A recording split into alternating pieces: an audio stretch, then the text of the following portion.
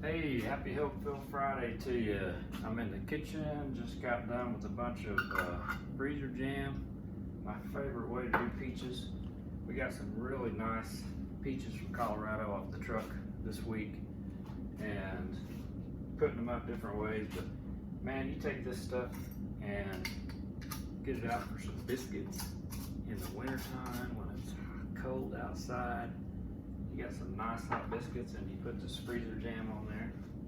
It is hard to beat. So I made 3 batches. And if you want to do it, it's Sure Gel. I just follow the instructions inside the box. Works really well, easy to do. I started this about 1 and it's almost 3 now, so 3 batches in 2 hours. So it goes pretty well. Anyway, I hope y'all are having a great Hopeville Friday. I want to talk to you a little bit about choices. I had to go to the city yesterday and I went to eat at my favorite restaurant because I was there about lunchtime.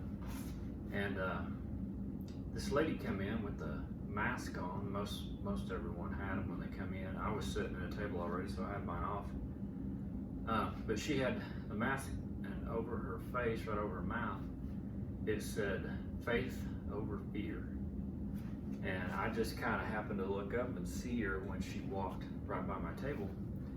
And I said, "Hey, I like your mask."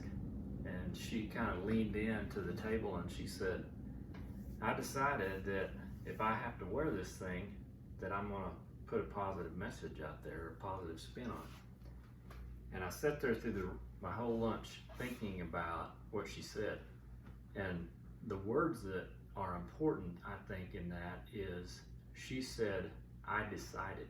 She decided. She decided that she was gonna put out a positive message. And you know, there's a lot of power in that. When I make a decision about the farm, ranch, the cattle, especially the cattle, because there's so many animals that one decision affects. I really weigh that hard and I really research it and maybe run it by some peers and some people that I respect and say, you know, what do you think of this? Because one pretty small decision can make a huge impact whenever you multiply at times, you know, so many head of cattle at the same time. So I really work on spending time making that decision. Sometimes it makes it hard to make a decision, but once I make it, then I decide. And once I've decided, pretty much it's done. You know, there's the carrying out of it and getting from where we were before the decision to wherever we're going to wind up after the decision. But once I decide, then, you know, from there on, there's no more decision to make. It's already made, it's already been decided, it's already pretty much set in stone as far as I'm concerned, and then we're just going to implement. And so my encouragement to you today on your choice is make the choice to decide. You know, whatever it is in your life that you're thinking about, you know, something you want to change, some way you want to be that you aren't right now, some improvement that you could make to yourself.